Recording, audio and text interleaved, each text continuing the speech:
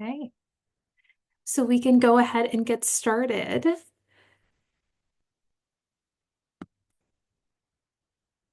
This is a communication in the early years project. This is an overview. So this video is an introduction to the communication development module.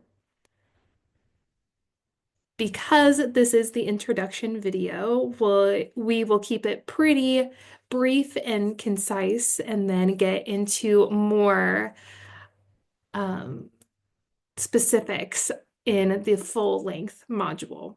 So in this video, we have the following sections. What is communication? A definition of communication and its importance in the lives of all individuals. Developmental milestones, some important communication milestones, signs of delay, the things that we may see as an indication of for communication delays, and fostering development with some simple methods to help a child in their communication development. First, what is communication? Communication is the process by which we transfer a message from one person to another. Communication can happen through many forms. Communication can be verbal or, in other words, spoken words, vocalizations, or verbalizations. Communication can be nonverbal through the use of a communication device, gestures, facial expressions. Communication can be manual through the use of American Sign Language, hand signs, or cute speech. Communication can happen through written forms such as texts, letters in the mail, or braille. And finally, communication can be visual through charts, graphs, or pictures. Which leads us into the question, why is communication important? Communication gives humans the ability to express their thoughts, wants, and needs. Communication skills such as eye contact and joint attention are foundational in learning any language. Because we need to communicate our wants and needs, it is important that infants are exposed to communication skills very early in order to help them learn language throughout their lives. Key developmental milestones. Milestones serve as significant markers in child development, offering insight into their progression of skills and abilities through various domains. As a disclaimer, before we start going through some communication milestones, milestones and their expectations vary greatly among medical professionals, school systems, and early child educators. It is so important that you really look at your local organizations and the organizations in which you're interacting with in order to really base your milestone expectations off of. So the following list compiles guidelines from multiple organizations and is used throughout the early years project. Continue to utilize the milestone expectations most relevant to you and your organization.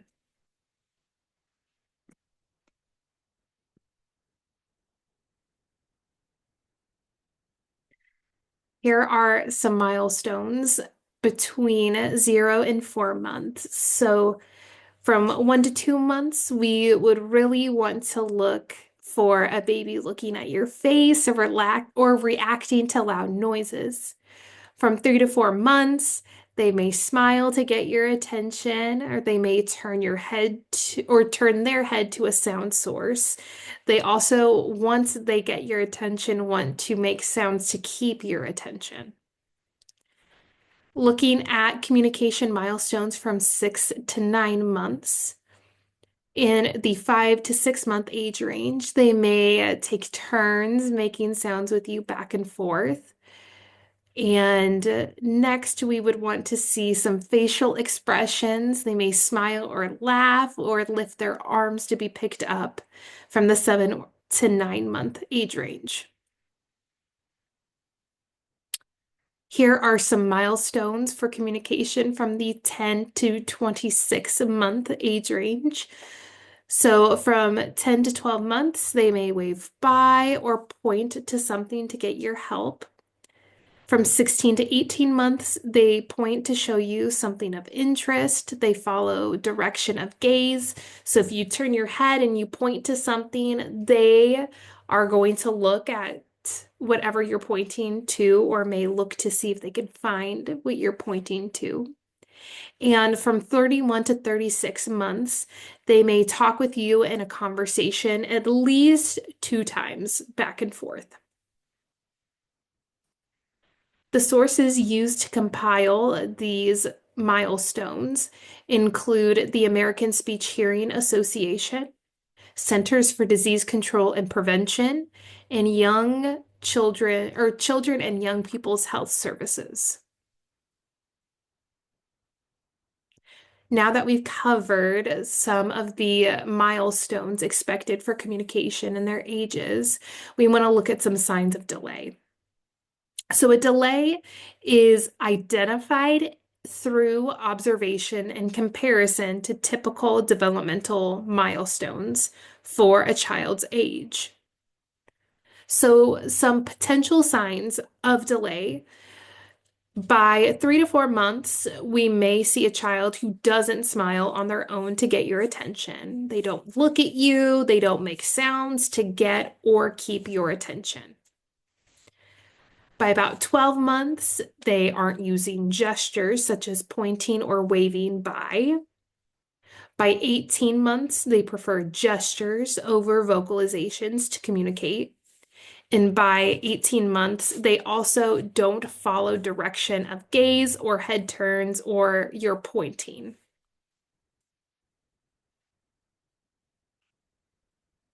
Fostering development. Fostering development in babies and toddlers is crucial because this early period is a critical stage of growth and learning, and it significantly impacts their learning and a child's future well-being. Here are some activities that a caregiver, professional, or anyone who interacts with children can implement. The activities listed on the left provide ideas for any age range.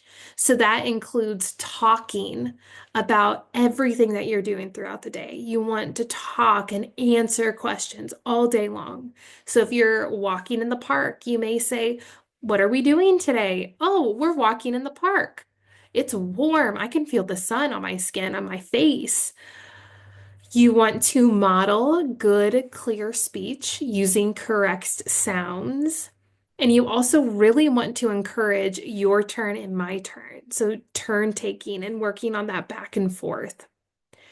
From 0 to 1 year, we want to encourage communication. So, an example, if your child coos or says something, you want to repeat what they said back with them.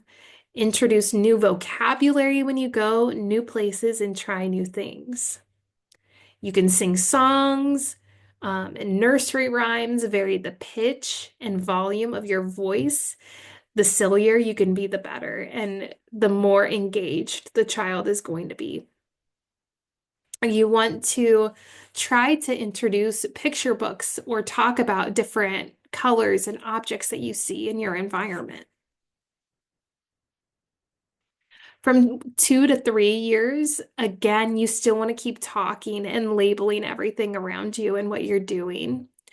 Read every day. So if you may not have access to a lot of different books, you may ask the people around you if you can borrow books, or you can find read alouds online on YouTube.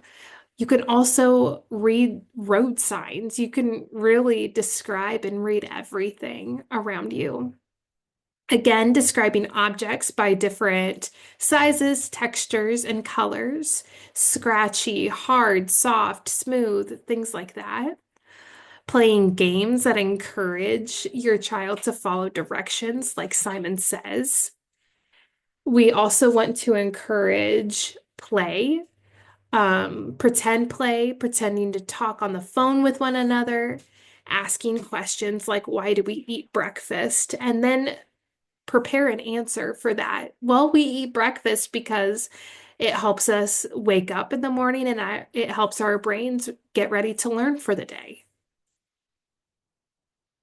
At any age, it is so important that we work on joint attention, which is critical for language development.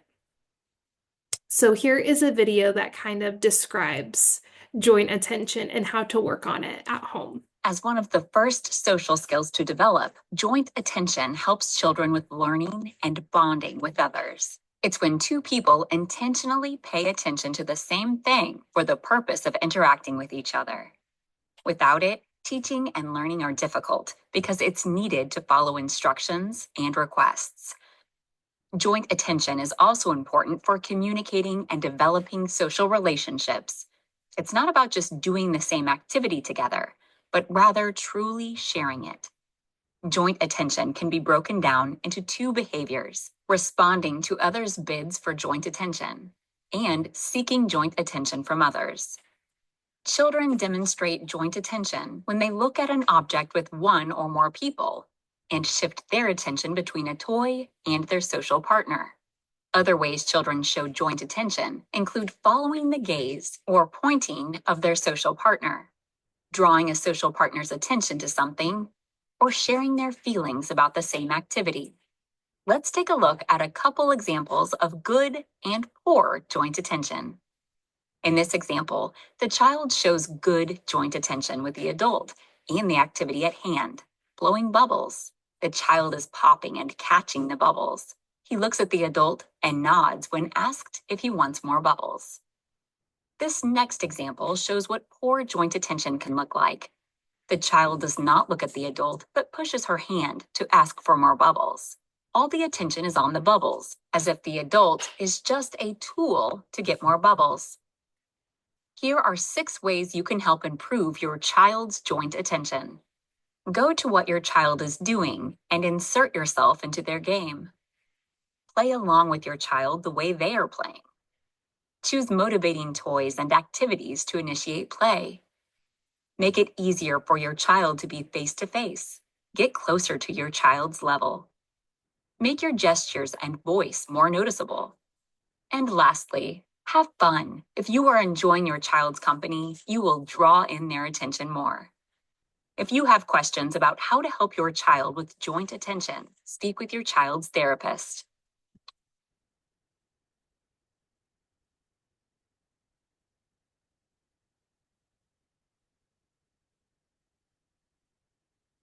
More ideas for fostering development can be found in the communication fostering development handout in the activity section on the Early Years Project on illinoissoundbeginnings.org. We have other modules available for viewing in the following developmental areas: vision, language, and hearing. Scan the QR code to go directly to the Early Years Project on the Sound Beginnings website. The Early Years Project is in collaboration with the Early Hearing Detection and Intervention, or EDI program. Thank you.